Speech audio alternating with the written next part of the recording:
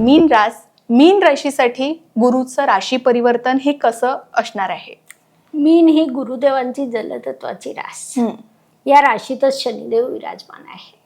आता जेव्हा गुरुदेव परिवर्तन करतील तर त्या शनिदेवांवरही दृष्टी जाईल.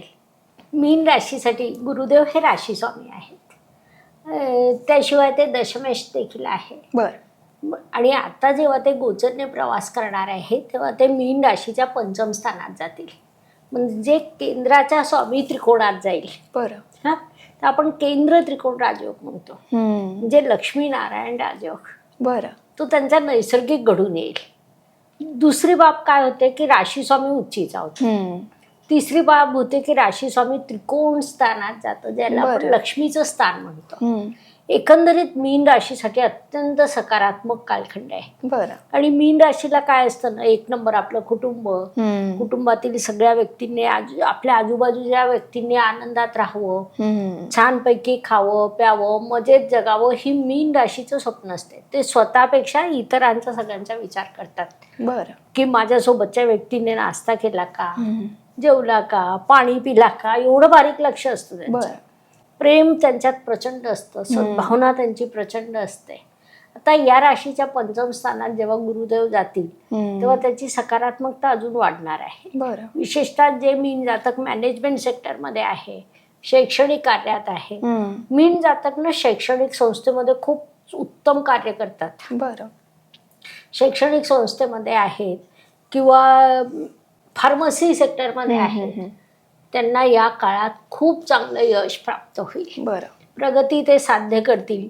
गुरुदेवांची पंचम स्थानातून पंचम दृष्टी थेट त्यांच्या भाग्यस्थानावर जाईल. भाग्य समृद्ध होईल, भाग्याने धनलाभ होईल.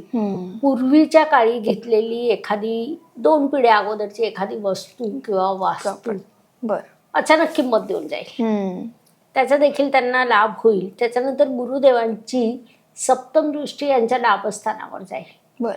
लाभ प्राप्त होण्याचे योग निर्माण होतील. आणि नवम दृष्टी थेट यांच्या राशीवर जाईल. त्यामुळे यांच्या स्वभावात मोठा सकारात्मक बदल घडून येईल. मागील काळात 7.5चा त्रास आहे, अनेक त्रास आहेत, त्याच्यातून ते वाटचाल करता आहेत. आणि त्यात जेव्हा त्यांच्या राशी स्वामीची अशी अमृत दृष्टी त्यांच्यावर पडते. गुरुदेवाच्या दृष्टीला अमृत दृष्टी का म्हणतात? कारण ते त्यांच्या दृष्टीतून ते स्थान समृद्ध करतात जिथे त्यांची दृष्टी जाते. आणि त्या स्थानातील सगळ्या ग्रहांना सकारात्मक करून देतात जिथून त्यांची दृष्टी जाते. आता मीन राशीत शनिदेव आहे. मीन राशीला शनिदेव राशीत असणं मानवत नाही, कारण ही अत्यंत संवेदनशील रास आणि शनिदेव अत्यंत वृक्ष. मग त्यामुळे मीन राशीला खूप त्रास होतोय 7.5चा. पण जेव्हा गुरुदेवांची दृष्टी तिथे पडते तेव्हा त्या त्रासात कमी होते.